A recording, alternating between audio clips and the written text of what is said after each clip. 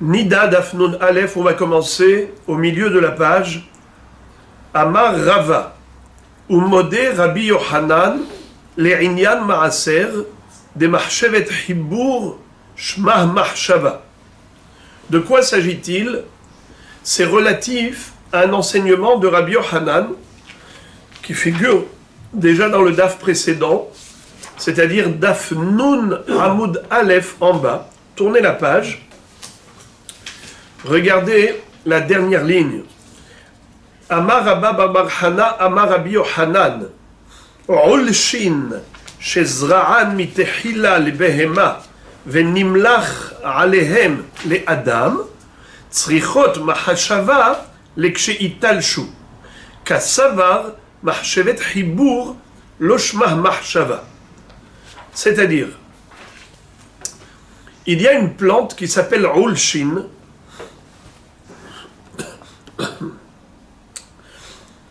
Ulshin, Rachidi, Esev Ushmo Krishpela.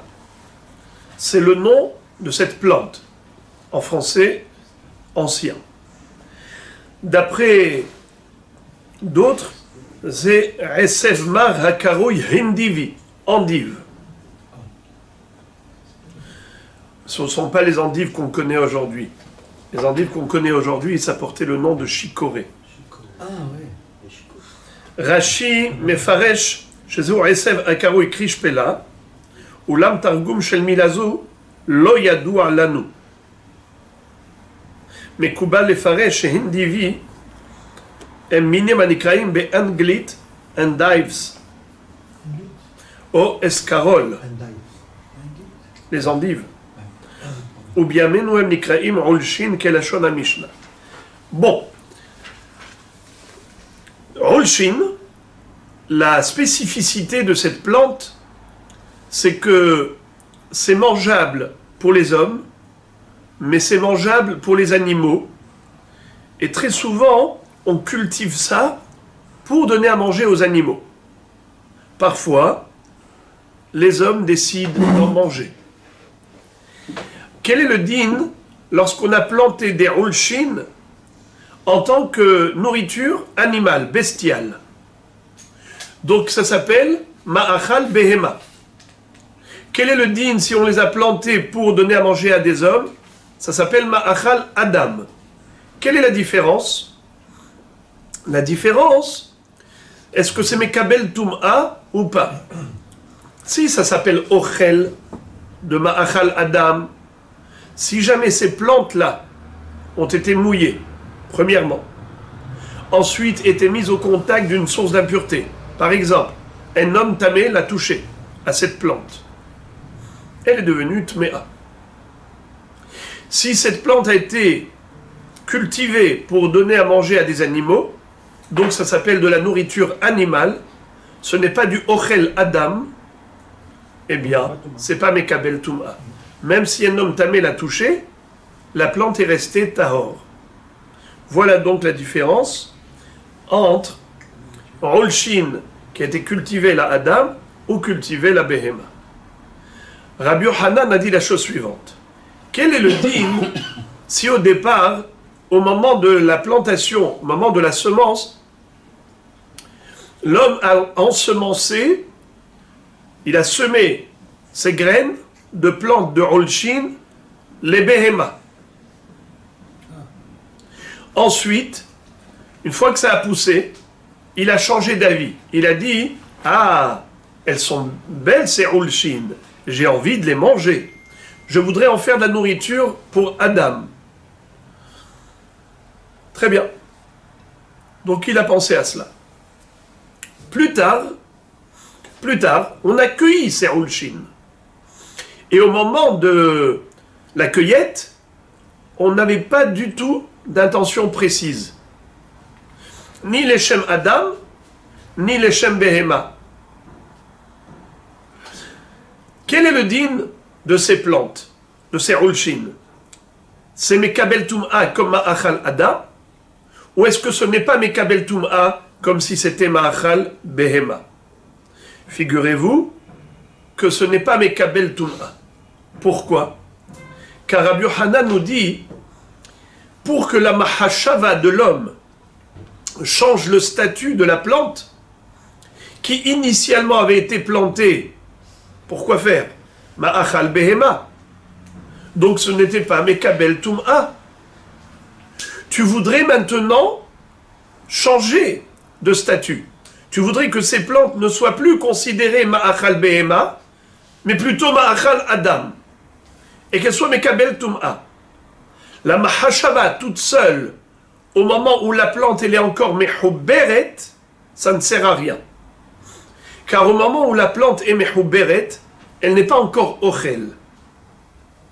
Cette Mahashava, Beshaat Hibour, quand la plante elle est Mehouberet, la Adama, quand la plante elle est encore rattachée au sol,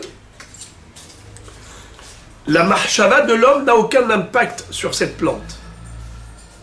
Et en effet, elle gardera le statut de Ma'achal Behema, et par conséquent, même si un homme tamé touche la plante, plus tard, cette plante restera tahor.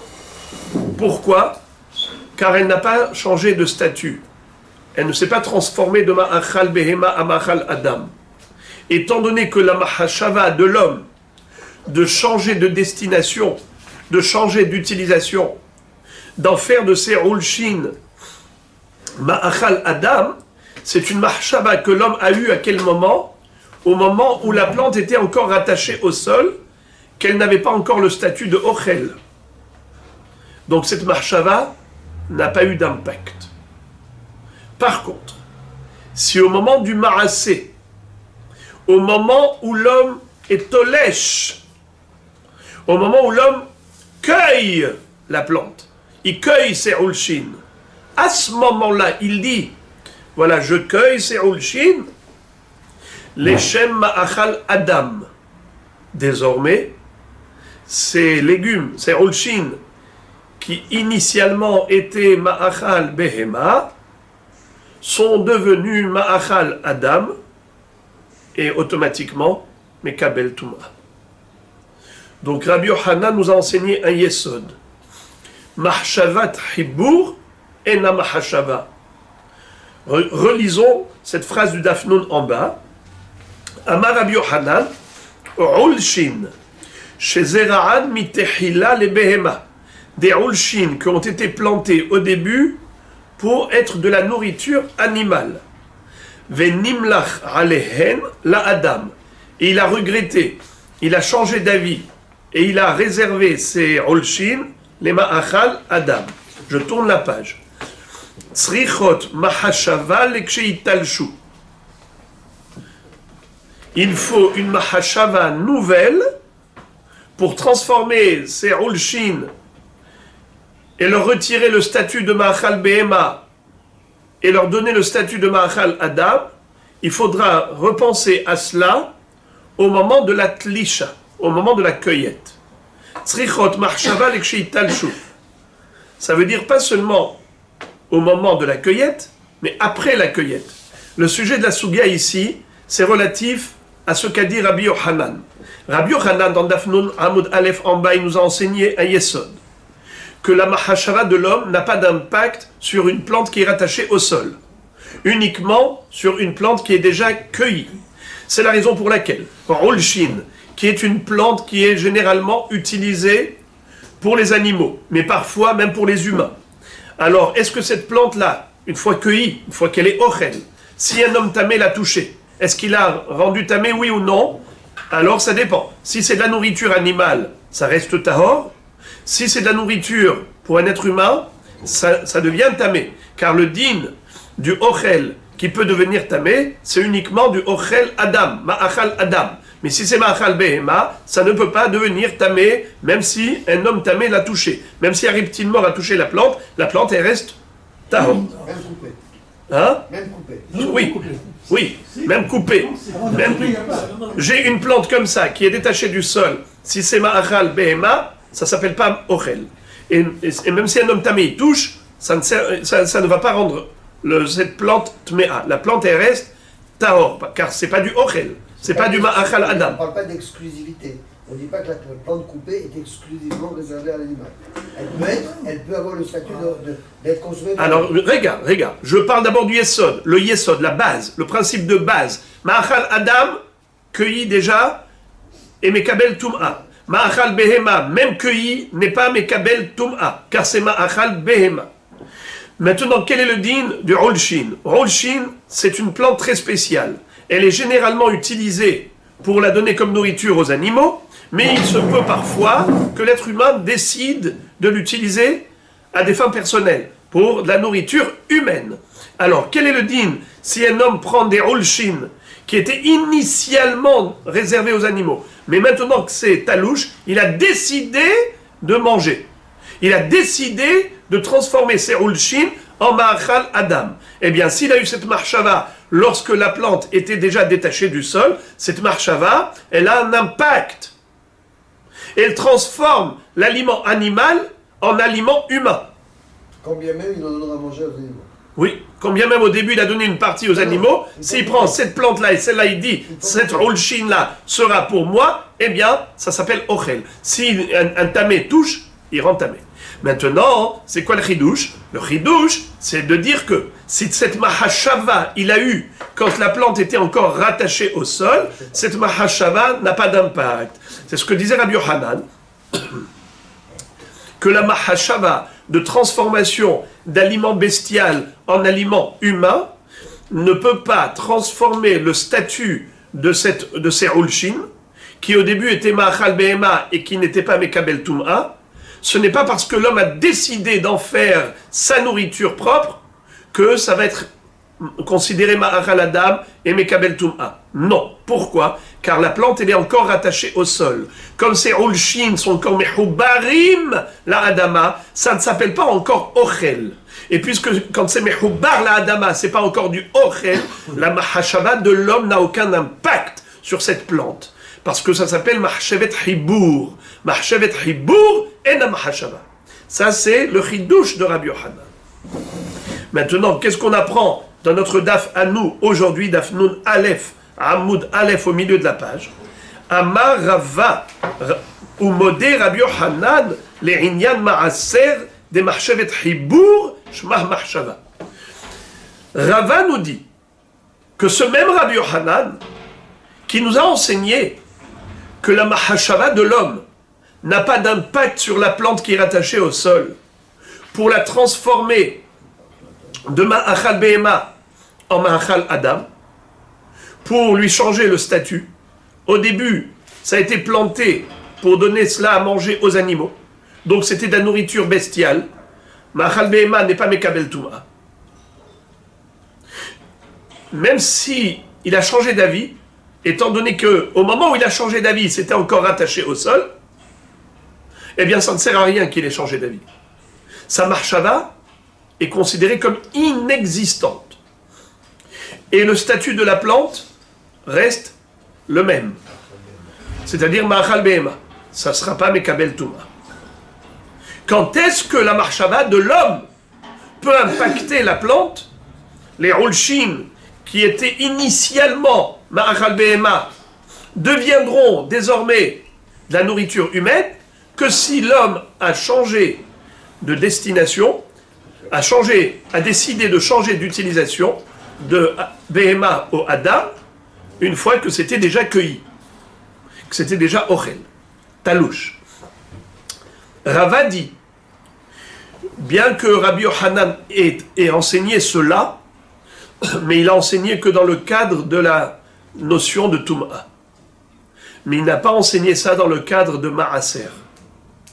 C'est-à-dire, nous savons que Ma'achal Adam est soumis au Ma'aser. Ma'achal Behema n'est pas soumis au Ma'aser. Il n'y a pas l'obligation de prélever le Ma'aser des fruits qui sont destinés qu'aux animaux. C'est Ma'achal Behema. Quand est-ce qu'il faut prélever le Ma'aser? Quand il s'agit de la nourriture humaine. Eh bien, quel est le din si l'homme a décidé de faire de ces Rolshin qui sont encore attachés au sol? Et il a dit, je voudrais désormais utiliser ces Rolshin non pas pour mes animaux, mais pour moi. Je voudrais en faire ma nourriture. Il a pensé à cela quand les plantes étaient encore rattachées au sol. Est-ce que ces plantes-là s'appellent nourriture humaine ou ça s'appelle nourriture animale? Humaine. Puisqu'il a déclaré que ce serait qu'ils étaient encore mangés. Eh bien, le chidouche de Rava, c'est le suivant. C'est que Rabbi Yohanan, bien qu'il ait dit que la mahshava de l'homme n'a pas d'impact sur les Ulshin, pour leur donner un statut de ma'achal Adam, c'est uniquement les gabé Tum'a. Mais les gabé Ma'aser, la mahshava de l'homme a un impact, même lorsque les Ulshin sont rattachés au sol. Et donc on va avoir une bifurcation. Et quelqu'un vient, il te demande, il te dit, quel est le din de ces Ulshin là? Maintenant ces Ulshin, on les a accueillis, il y a un homme tamé qui les a touchés. Alors ces Ulshin là, tamé ou pas tamé? Tu vas lui dire pas tamé, c'est tahor. Ah bon? Pourtant c'est de la nourriture humaine. Il dit, quand est-ce qu'il a pensé à cela? D'en faire de la nourriture humaine. Quand est-ce? Il a pensé à cela au moment où c'était rattaché au sol, quand c'était encore planté dans le sol. Eh bien, sa mahashava, elle avait zéro impact. Puisque c'était encore rattaché au sol, le Ulshin n'a pas changé de statut. C'est comme si c'était ma'achal behema. Et puisque c'est comme si, ma'achal behema, un homme qui touche, eh bien, ça reste tahor. Paradoxalement, quelqu'un te demande, ces mêmes fruits, ces mêmes Ulshin, il faut prélever le maaser? Oui. Alors, il va te dire, attends, Ulshin, c'est ma'achal adam ou ma'achal behema? Alors, au début, quand ils ont planté, c'était ma'achal behema. Mais après, quand ça a poussé un peu, qu'il a vu que c'était beau, c'était encore attaché au sol, il a dit, ah, ils sont belles ces Ulshin, je voudrais bien en manger. Alors, il les a, à ce moment-là, réservés au ma'achal adam. Alors, qu'est-ce qu'on va dire? Oui, mais au moment où il les avait réservés au ma'achal adam, à ce moment-là, c'était encore attaché au sol. Et on a dit que la mahshava de l'homme, au moment où les Ulshin sont encore attachés au sol, n'a pas d'impact. Il te dit, ça n'a pas d'impact pour la Tum'a, mais ça a un impact pour le Ma'aser. Amarava, ou modé Rabbi Yohanan, les Inyan Ma'aser, des Mahshevet Hibour, Shmah Mahshava. Comment comprendre ce paradoxe? A priori, de deux choses l'une. Merci beaucoup. Comment comprendre ce paradoxe? A priori, de deux choses l'une. Soit c'est considéré ma'achal, soit ce n'est pas considéré ma'achal. Je ne comprends pas. Comment est-ce possible que pour le inyan de la Tum'a, ce n'est pas considéré comme ma'achal adam, et pour le inyan du ma'aser, c'est considéré ma'achal adam et hayab de ma'aser. Mais comment il peut y avoir un double statut à la même nourriture? Une fois tu dis que c'est une nourriture animale, une fois tu dis que c'est une nourriture pour un homme, pour un être humain. C'est juste incompréhensible, il y a un non-sens. La réponse, c'est très fort. C'est que une plante qui est rattachée au sol ne peut pas être mekabel tum'a. Même un aliment normal, un aliment, une pomme, une orange, c'est oré. Généralement, une pomme et une orange, quand elles sont détachées du sol, elles ont été mouillées. Et ensuite, il y a un homme tamé qui a touché cette pomme. La pomme, elle devient tamée, c'est évident. Mais quel est le din de cette pomme si elle est encore attachée à l'arbre, qui est rattachée au sol? Pas mekabel touma. Même si je prends un reptile mort et je touche la pomme, rien ne se passe. N'est-ce pas? On le sait. Très bien.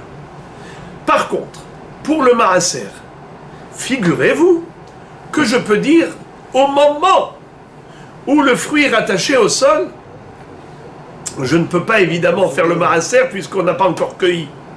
Mais je peux nommer le fruit comme maaser pour d'autres fruits afin que ça ait un impact au moment de la cueillette. On va s'expliquer. Imaginons par exemple, j'ai dans cet arbre 10 kilos. 10 kilos de pommes. Et j'ai dans l'arbre voisin 100 kilos de pommes. Et je dis maintenant, je voudrais que lorsque je cueillerai ces 110 kilos, les 10 de cet arbre et les 100 kilos de pommes de cet arbre, que ces 10-là soient maaser pour ces 100. Hein? Pour l'ensemble, pour les 90, pardon. J'ai 90 kilos dans cet arbre et 10 kilos dans cet arbre. Je voudrais que les 10 kilos de cet arbre deviennent maaser pour acquitter l'ensemble de ces deux arbres. Est-ce qu'à ce moment-là, ça marche ou pas? Ça veut dire que, bien sûr que dans l'immédiat, rien ne se passera, puisque c'est encore mehoubar la karka. Donc il n'y a pas le chiyuv de maaser. Il n'y a même pas de chiyuv de maaser. C'est vrai. Mais ça aura un impact en différé. C'est-à-dire que plus tard, lorsqu'on va cueillir les pommes, et qu'on aura le chiyuv de maaser, on n'aura pas besoin à ce moment-là de dire, voilà, ces pommes sont maaser pour ces pommes. On n'aura pas besoin de le dire, car on l'a déjà dit. Et ça a marché. Ça veut dire que notre parole, au moment où c'était mehoubar, ça a impacté les fruits. Étant donné que l'appellation du maaser peut avoir lieu déjà au moment du hibour, au moment où la pomme est rattachée au sol, ce qui veut dire que le phénomène de rattachement au sol, le hibour, la karka, n'exclut pas le maaser. Mais ça exclut la toum'a. Si je prends un reptile mort et je touche la pomme qui est rattachée à l'arbre, rien ne se passe. Et même lorsque plus tard je vais cueillir et je vais mouiller la pomme, elle restera pure. Il n'y aura aucun impact, ni au présent ni au futur. Tandis que le maaser, si maintenant que la pomme était rattachée au sol, j'ai dit que cette pomme soit maaser pour les autres pommes, au moment où je vais cueillir, eh bien quand je vais cueillir, ce sera fait de manière tacite, puisque la parole que j'avais exprimée au moment où la pomme était rattachée au sol, en but de maaser, ça va prendre effet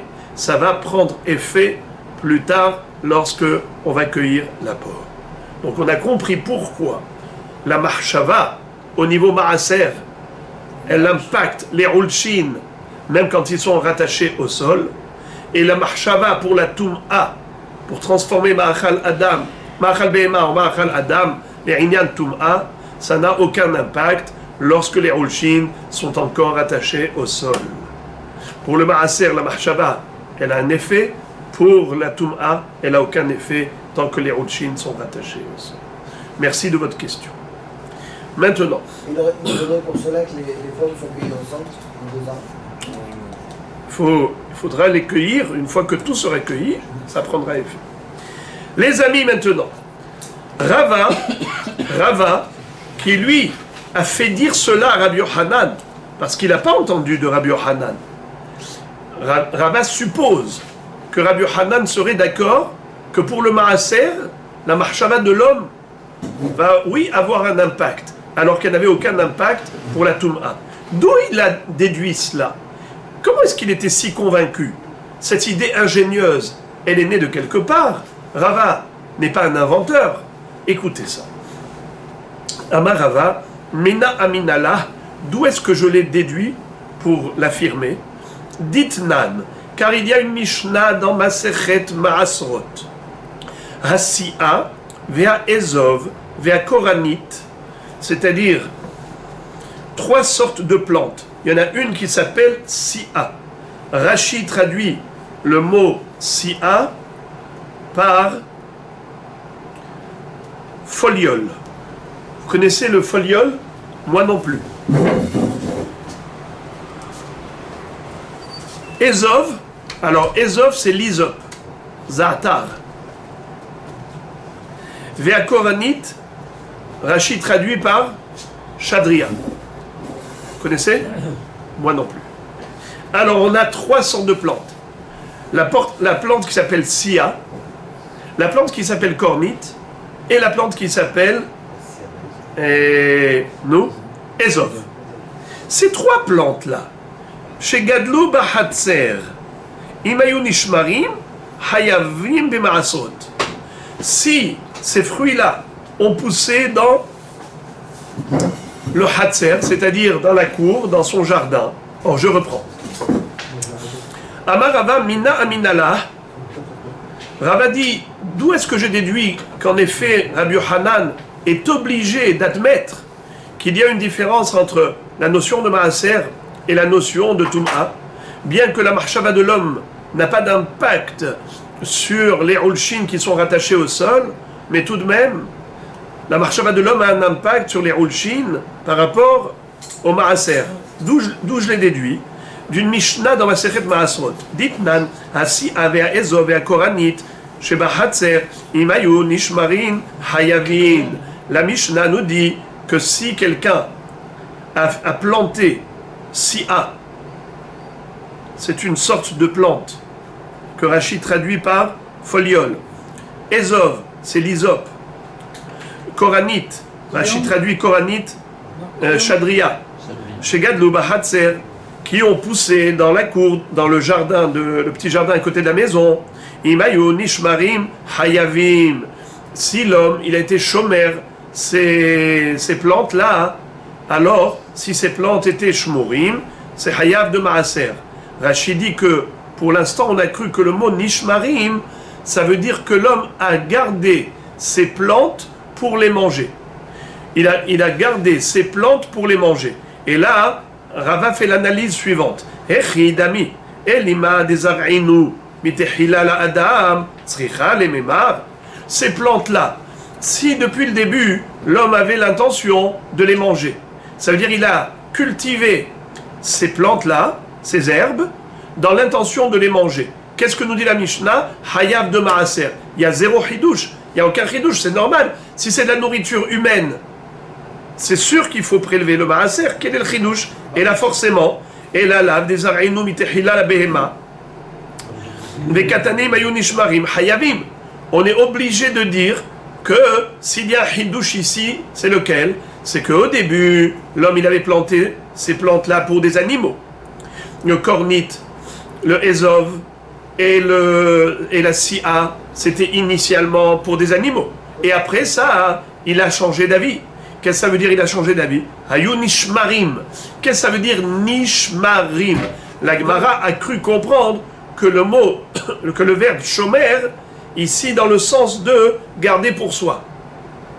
Que initialement c'était cultivé pour les animaux, et après ça, avant de cueillir, l'homme il a décidé d'être shomer, les plantes qui sont dans le jardin, dans la cour, d'être shomer au tam pour les manger lui-même.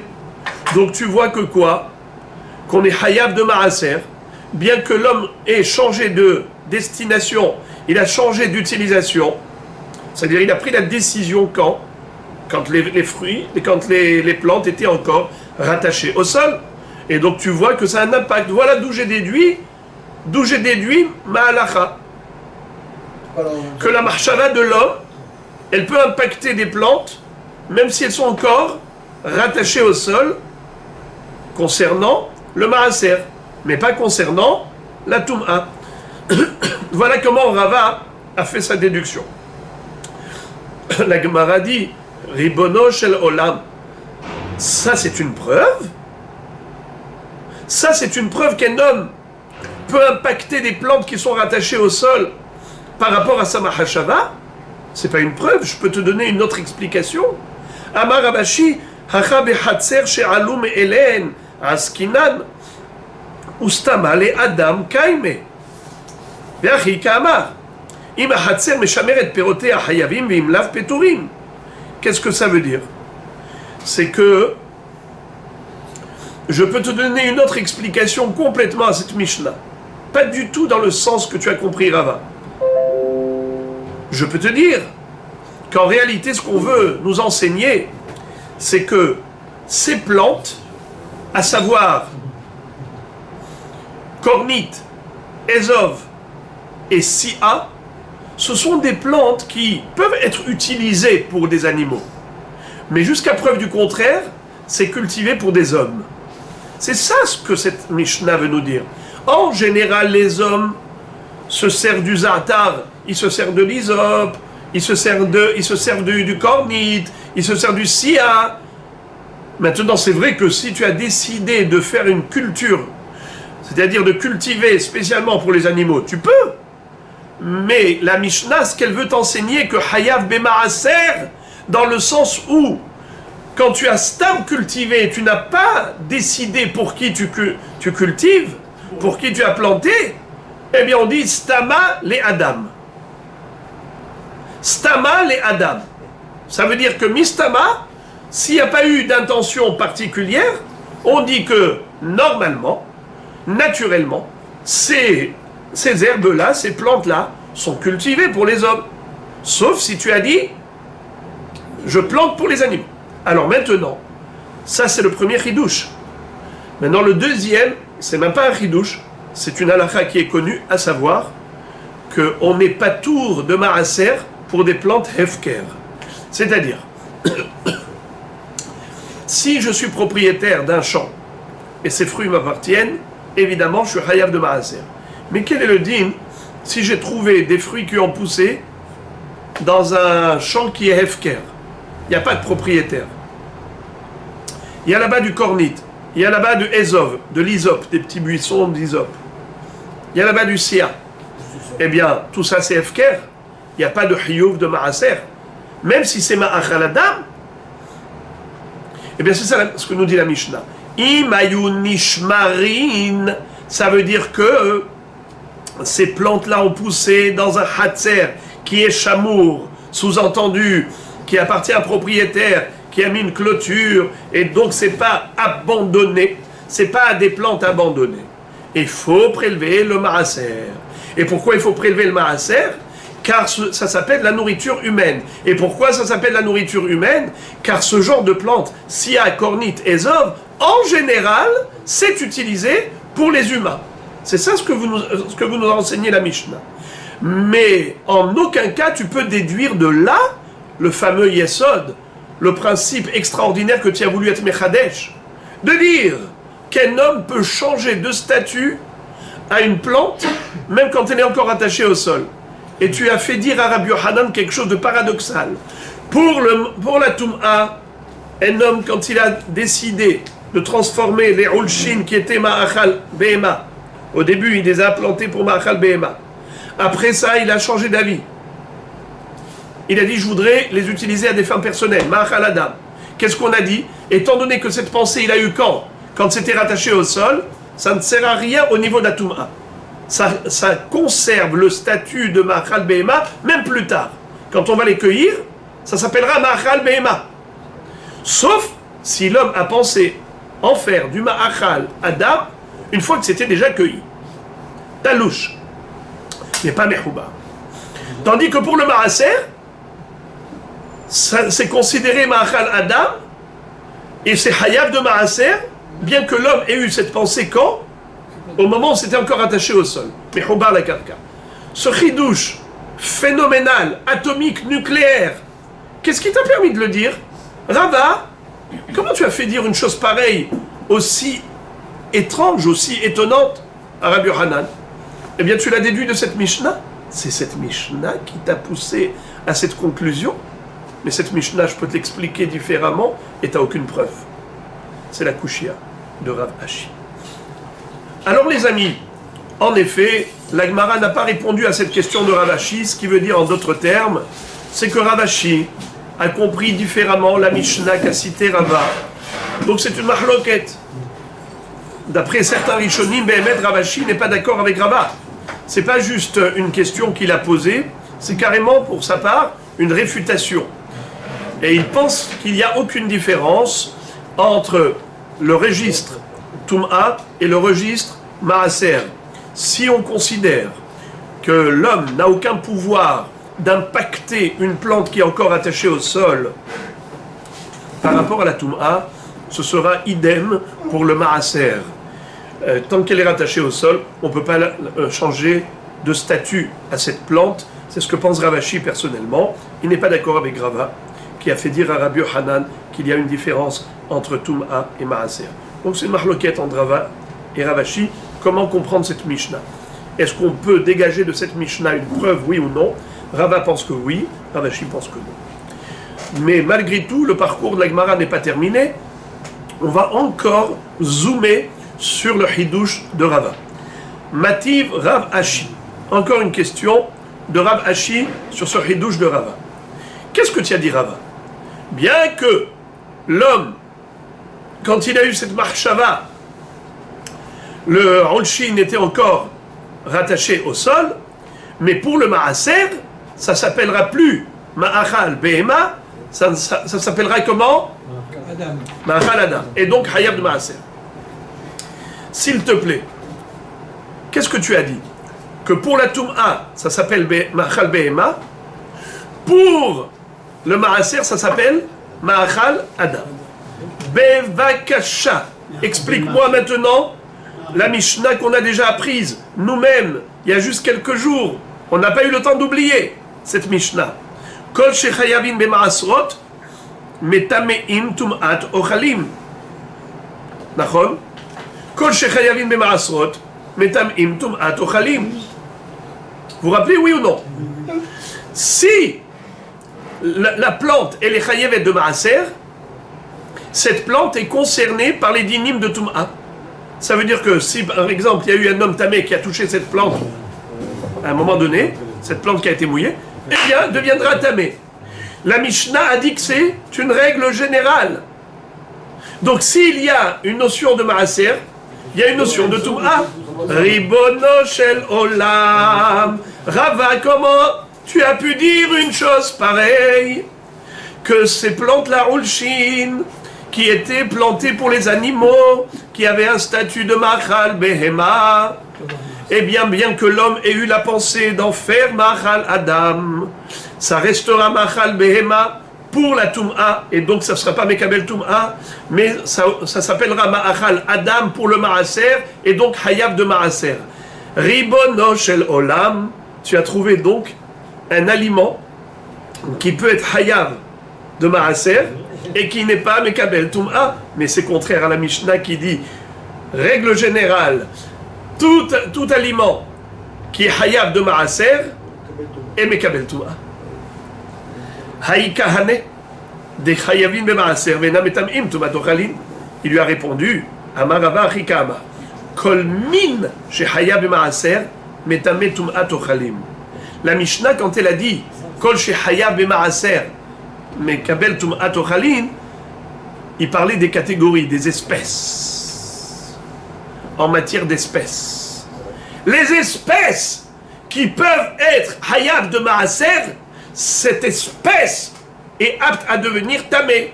En effet, toutes les céréales, tous les fruits de l'arbre, tous les fruits de la terre, qui sont soumis au dinim de Maaser, ça s'appelle des aliments. Et si ça s'appelle des aliments, donc c'est sûr que ça peut être Mekabel Tum'at Ochalin. Ça peut être Mekabel Tum'a, c'est clair. On parle des espèces. On ne parle pas des cas de figure maintenant. Toi, tu es en train... Moi, je t'ai parlé du cas de figure d'un homme qui a pris des Ulshin. Ces Ulshin étaient plantés au début pour Behema. Ensuite, il a changé d'avis, il a décidé de les utiliser pour Adam. Mais quand est-ce qu'il a changé d'avis? Lorsque c'était encore attaché au sol. Et j'ai dit que pour la Tum'a, bien que Rabbi Yochanan a dit que ça n'a pas d'impact pour la Tum'a, mais j'ai dit que ça a un impact pour le Maaser. C'est ça ce que j'ai dit. Ce n'est pas contraire à la Mishnah. La Mishnah qui a dit Kol she Hayavin be Maaser Mekabel Tum'a, la Mishnah voulait dire les catégories, les espèces de plantes. Toutes les espèces, toutes les catégories qui sont soumises au Maaser sont soumises au dinim de la Tum'a. Et en effet, quand on parle du min, men, yud, nun, l'espèce, en effet, tout ce qui est matière au Maaser est matière à la Tum'a. C'est tout.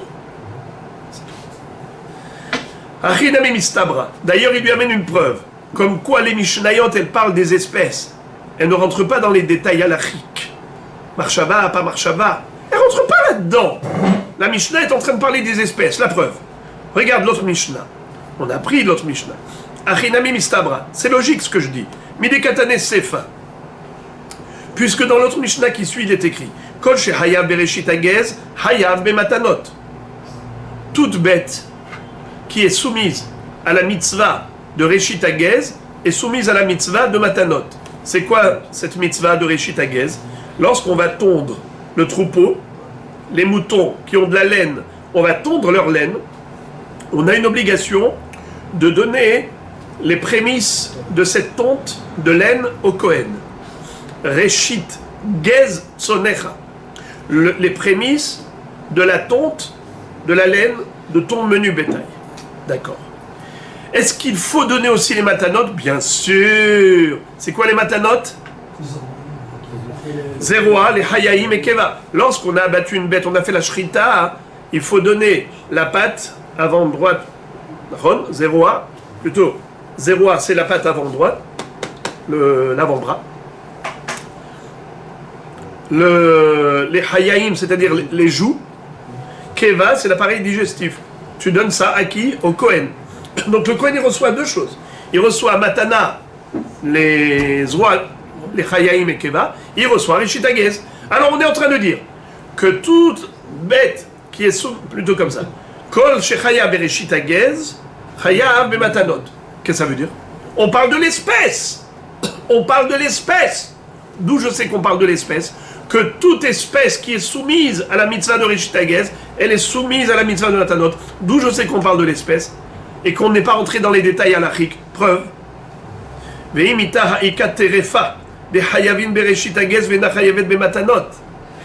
est le din si la bête, le mouton, il s'est avéré tréfa? On a fait la shrita et la bête elle est tréfa. Qu'est-ce qu'on va faire avec? On va vendre à un goy. Lui il a le droit de manger sans shrita. Il a le droit de manger une terefa. Puisque la bête, elle n'est pas cachère, je n'ai pas l'obligation de donner au Kohen, Zéroa, les Chayaïm et Keva. Il n'y a pas de matanot. Et pourtant, j'avais l'obligation, quand je l'ai tondu, cette laine qui était vivante, cette bête qui était vivante, et je l'ai tondue, qu'est-ce que je dois donner au Kohen? Reshit agez. Tu vois que c'est contraire à la règle. Tu as dit, à chaque fois qu'il y a reshit agez, il y a forcément matanot. C'est pas vrai? Voilà, je te montre. Une bête qui est tréfa, je n'ai pas l'obligation de donner les matanot au Kohen, et pourtant, j'ai l'obligation de donner le reshit agez de la tonte. C'est contraire au principe de la Mishnah. Donc, tu es obligé d'en convenir que la Mishnah ne rentre pas dans les détails halachiques. La Mishnah, elle parle des espèces. Elle voulait te dire que toute espèce qui est soumise au reshit agez est soumise au matanot. C'est quoi les espèces? Le menu bétail. Le menu bétail, il est soumis à quoi? À la mitzvah de reshit agez. Le menu bétail est soumis à quoi? Au matanot. Zéro alechayaim et keva. Maintenant, quel sera le din si jamais la bête s'est avérée terefa? Il y avait un trou dans le poumon et cette bête-là, tu ne peux pas la manger. Alors c'est vrai que dans ce cas, il n'y aura que reshit agez qui sera appliqué et il n'y aura pas l'application de, comment on appelle ça? L'application de zéro alechayaim et keva. Mais ça, c'est atypique. Ça veut dire de manière classique, de manière générale, l'espèce en question, le menu bétail, il est soumis au reshit agez et il est soumis au matanot.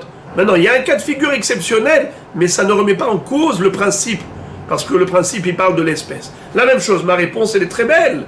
Ma réponse est très belle, dit Rava. Quand on nous a dit que tout ce qui est soumis au maaser est soumis au dinim de la Toum'a, ça parle de l'espèce. Ça veut dire toutes les plantes qui sont soumises à la mitzvah de maaser, que ce soit céréales, que ce soit fruits de la terre, que ce soit fruits de l'arbre, sont concernés par les dinim de Toum'a. Ah, maintenant, quel est le din? Si au début c'était Ma'achal Behema, après il en a fait Ma'achal Adam, et nanani, nanana. On n'est pas rentré là-dedans. La Mishnah t'a donné une généralité. Elle n'est pas rentrée dans les précisions de ces détails. Nous, on a parlé de l'espèce. Alors, Amar Ravina, Hamane Rabbi Shimon Hi.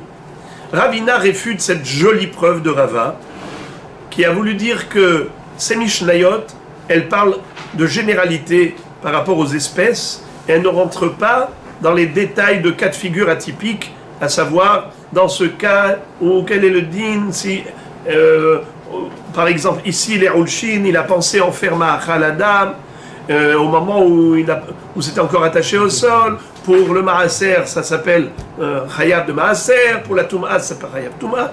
On ne rentre pas dans ces considérations. Alors, la preuve de cela, la preuve c'est que tu vois une Mishnah qui te dit Kol Shechayavim Bereshit Hagez Chayav Bematanot.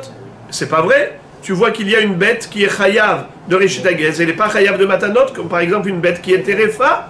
Donc ça remet en cause le principe de la Mishnah. Pour ne pas remettre en cause le principe de la Mishnah, tu es obligé de dire que la Mishnah, elle fait allusion à une généralité, c'est-à-dire l'espèce. Elle ne rentre pas dans des considérations de cas de figure atypiques. Ravina dit ce n'est pas une preuve. Amar Ravina Hamane Rabbi Shimon Hi. Peut-être que cette Mishnah de Reshit Hagez, l'auteur de cette Mishnah, c'est Rabbi Shimon Bar Yochai. Detania, Rabbi Shimon Poter et Ha-Terefa Mereshit Hagez. Rabbi Tarfon, il va très loin. Rabbi Shimon va très loin. Et il dit qu'une Terefa, elle est patour de Reshit Hagez. Pour être hayab de Reshit Hagez, pour être tenu de Reshit Hagez, il faut aussi qu'il y ait une possibilité de manger cette bête. Si cette bête est immangeable parce qu'elle est Terefa, eh bien elle est dispensée pas seulement de Zeroa, les Hayaim et Keva, elle est dispensée même de Reshit Hagez. On n'a pas besoin de donner les prémices de la tonte de laine au Kohen. Alors, puisque Rabbi Shimon est cohérent, il dit, ça va de pair. Donc en effet, il n'y a pas d'exception. Il n'y a pas d'exception. Et donc on ne parle pas d'Afka de l'espèce. On parle même de la halakha. Si halachiquement parlant, cette bête n'a pas la possibilité d'être mangée et de donner les matanot au Kohen, eh bien il n'y aura pas non plus de mitzvah de Reshit Hagez. Ça fait que la preuve est tombée à l'eau. Alors on va essayer de lui apporter encore une autre preuve. Arava. Amar Rav Shimi bar Ashi, Tashma, Hamafkir et Karmo, Veishkim baboker, ou Betsaro, Hayav beperet, ou beolelot, ou beshirha, ou bepea, ou patur min hamaaser. Ve'anantnan, kol shehayav bepea, hayav bemaasrot, et la lav shmamina, min katane shmamina. Là maintenant on va apporter une preuve tranchante qui sera irréfutable. Laquelle, c'est une Mishnah qui figure dans Masechet Pea, qui dit que un homme, c'est une Baraïta. C'est une Baraïta qui dit qu'un homme qui a abandonné son champ. Vous savez qu'un champ abandonné n'est pas tenu de Maaser. Un champ abandonné n'est pas tenu du Maaser. D'accord ? Quel est le din par rapport à PA? Leket, shirha. Vous savez c'est quoi leket, shirha et PA? C'est ce qu'on doit laisser aux pauvres. Qu'est-ce qu'on doit laisser aux pauvres? Déjà, au moment de la moisson, on doit laisser un coin du champ. PA, le coin du champ. Hachamim ont dit qu'il faut laisser 1/60. Bien que Minatora, il n'y a pas de shiro, et nous devarim shanam shiro, PA, bikurim, ve'areyayon, la PA, je peux laisser même une gerbe de blé, juste un fruit, je laisse non moissonné, c'est aussi PA. Ça c'est Minatora. Hachamim ont dit, tu te moques du pauvre skin. Laisse-lui 1/60 du champ. Leket, c'est ce qui tombe au moment de la moisson. Tu prends comme ça dans ta main toute une botte de blé, tu prends ta faucille, tu coupes, il y a 1 ou 2 gerbes qui sont tombées, tu laisses aux pauvres. S'il y a 3 gerbes, dans ce cas-là, ça devient important, tu as le droit de récupérer.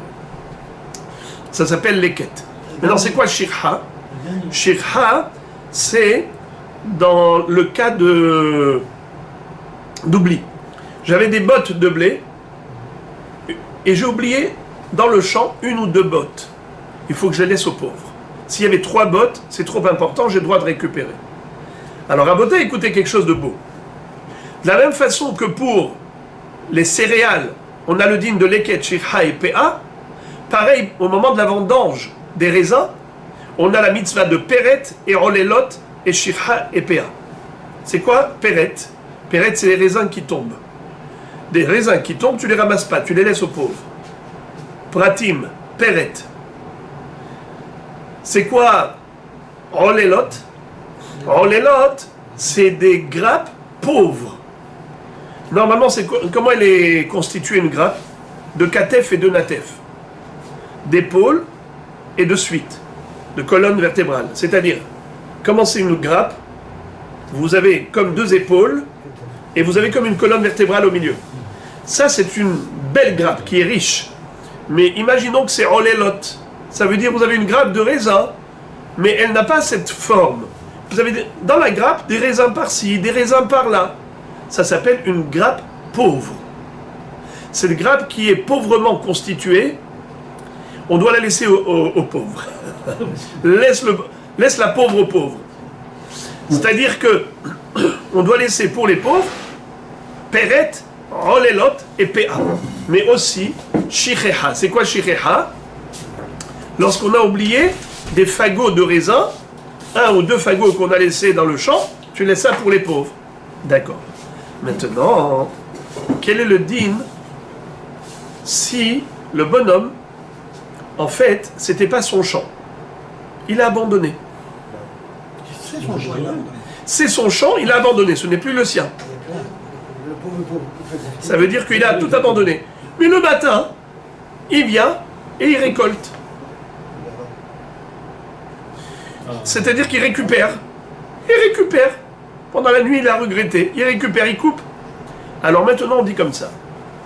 Le maaser, il est patour. Il est patour du maaser. Pourquoi? On a déjà dit. Maaser deganecha tiroshecha vitzharecha.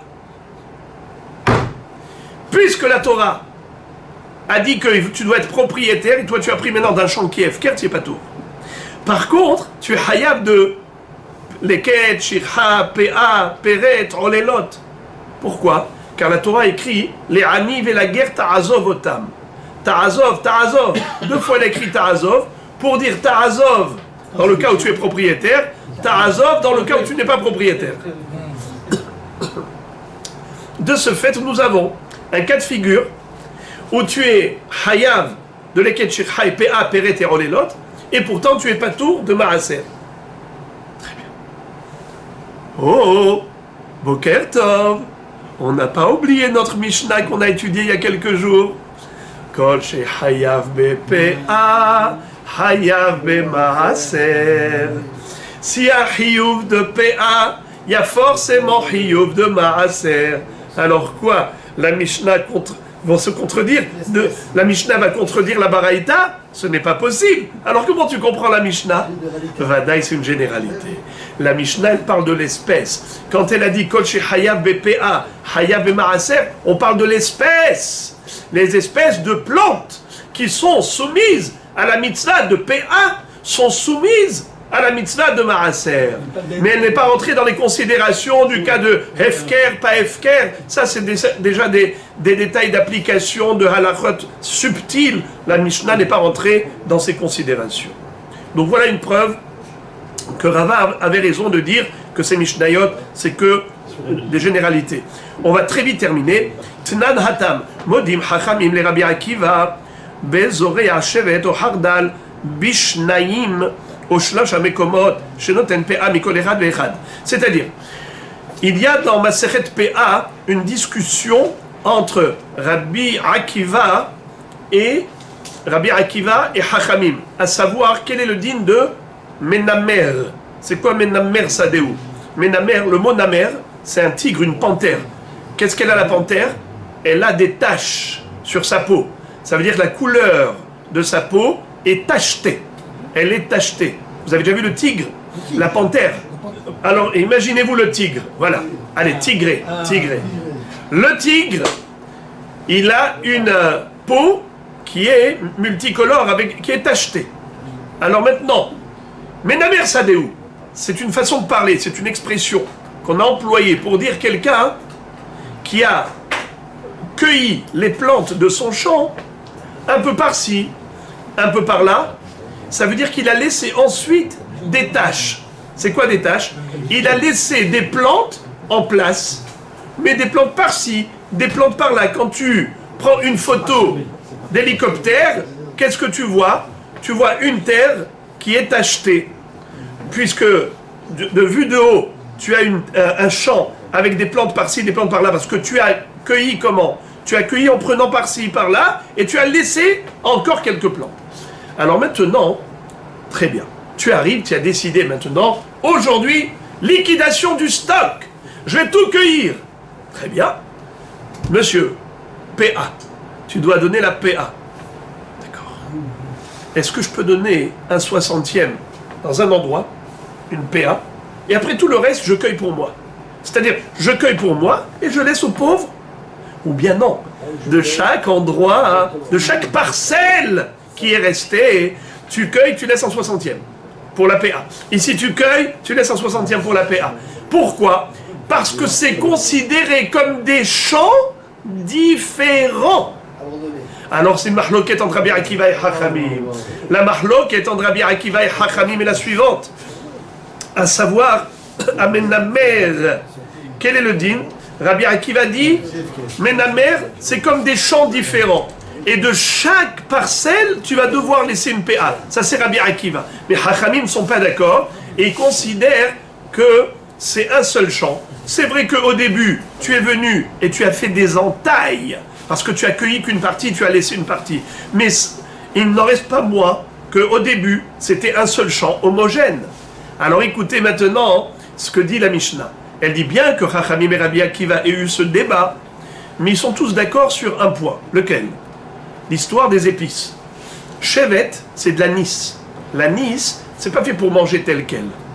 C'est fait pour agrémenter les plats. Mais la Gemara va dire que dans certaines recettes, on va voir que oui, en effet, ça se mange tel quel, mais pour l'instant, oubliez ce que je vous ai dit par rapport à la recette spéciale.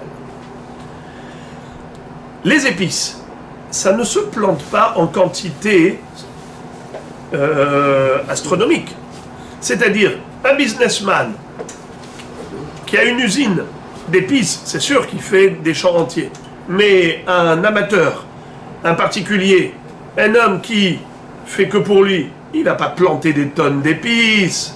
Qu'est-ce qu'il va en faire? Il n'est pas revendeur. Qu'est-ce qu'il en fait?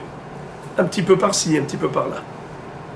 Alors, étant donné que c'est la manière de planter chouïa, chouïa, chouïa, donc c'est vrai que c'est Menoumar, Menamer, ils sont tous d'accord.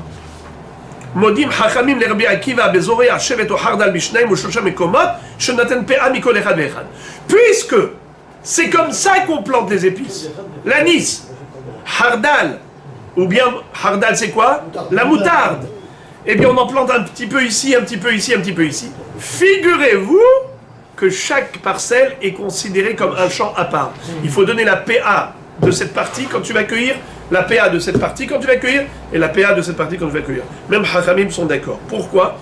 Parce qu'au début, on n'avait pas fait un seul champ. Depuis le début, c'était plusieurs champs, plusieurs parcelles. Pourtant, je prends l'exemple de l'arbre tout à l'heure. On dit il y a des pommes ici, et c'est des choses différentes. C'est vrai parce qu'un champ d'arbres, c'est le champ rassemble tous les arbres. Mais au niveau des plantes, on a des parcelles. Alors maintenant, en effet, la Gemara maintenant va dire la chose suivante. Ve'ashevet de mihyav bePA ou mihyav bemaaser ditnan kol shehayav bePA hayamaaser ou mikevan de hayamaaser metametum atochalin alma kol mine de avid de ta'ama metametum atochalin de hayshevet de ta'ama avida. Qu'est-ce que ça veut dire? La Gemara fait une déduction atomique. Elle dit quelque chose de trop beau. Rabotaï, on éveille de Shabbat aujourd'hui, Baruch Hashem. Ça sera le cadeau du Shabbat. La Gemara dit comme ça. On a une Mishnah qui nous enseigne un principe de base. C'est quoi la règle générale? Tout ce qui est Hayab de PA et Hayab de Maaser. Uno. Deuxième principe de base, tout ce qui est Hayab de Maaser et Mekabel Tum'at Ochalin. C'est-à-dire, peut devenir Tamé. Il est sujet à la Tum'a de Ochel. N'est-ce pas? Ochel, Adam, qu'on touche. Alors je répète, tout ce qui est Hayab de PA, Hayab de Maaser. Tout ce qui est Hayab de Maaser est sujet à la Tum'a. Deux principes. Maintenant, je pose une question. Excuse me, my friend. Quand on a dit que Ochel, Mekabel Tum'a, est-ce que les épices, c'est pas fait pour être mangé?